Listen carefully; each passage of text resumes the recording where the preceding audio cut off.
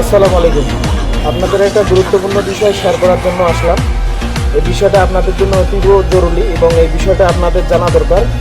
জানা থাকলে আপনাদের কখনো এরকম বিপদে পড়বেন না। আমরা একটা প্রতারক চক্র ধরছি। এই প্রতারক চক্রটার ভিতরে এই গ্রাম অঞ্চলে বিভিন্ন শহরে মানুষের সিম এবং এনআইডি কার্ড এই প্রায় 200-300-র মতো হাতিয়ে নিছি এবং মানুষকে কিছু টাকা এবং কিছু জিনিসপত্র দেওয়ার কথা বলে যে আমি আপনাকে পরবর্তীতে আপনার এনআইডি কার্ড বা নাম্বার আপনাকে ফিরিয়ে দিব, আমি 3-4 দিনের জন্য আপনার কাছ থেকে নিলাম। বা এলাকার চীনা পরিচিত এই ব্যক্তিগুলা এই কাজগুলো বেশি করতেছে। কেন করতেছে? আপনার এনআইডি কার্ড ভুল করেও কাউকে আপনি দিবেন না, আপনার মোবাইল, আপনার সিম আপনি ভুল করে কাউকে দিবেন না। দিলে বিপদে পড়ে যাবেন। কী ধরনের বিপদে পড়বেন আপনাকে আমি বুঝাই বলতেছি।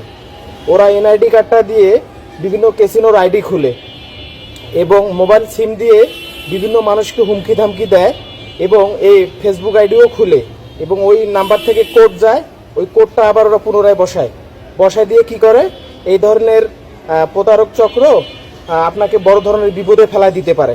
এই জন্য আমাদের বিভিন্ন জায়গা থেকে এরকম তথ্য আসছে এবং বিভিন্ন জায়গা থেকে আমরা পাইছি। এটা গ্রাম অঞ্চলে সব থেকে বেশি করে, এই প্রতারণা চক্রটা ওরা বেশি করে। গ্রাম অঞ্চল মানুষের হচ্ছে মোবাইল নাম্বার এবং হচ্ছে এনআইডি কার্ড দুটোই নেয়।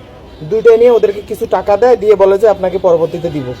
আপনি মনে রাখবেন, আপনার মোবাইল নাম্বার দিয়ে যদি কোনো ব্যক্তিকে ও হুমকি দেয় বা মারার কথা বলে বা কোনো ধরনের বড় ধরনের ক্রাইম করে, যার সিম সে কিন্তু ফেঁসে যাবে, ওনার কিন্তু কিছু হবে না। কারণ মোবাইল যখন বিস্তারিত তথ্য যখন বের করবে তখন কিন্তু ফাঁসিয়ে যাবেন আপনারা। আপনার এনআইডি কার্ড দিয়ে বিভিন্ন আইডি খুলতে পারে এবং ক্যাসিনোর আইডি খুলছে এবং এই ধরনের আইডি খুলে ওরা বিভিন্ন ধরনের প্রতারণা মানুষের সাথে করতেছে।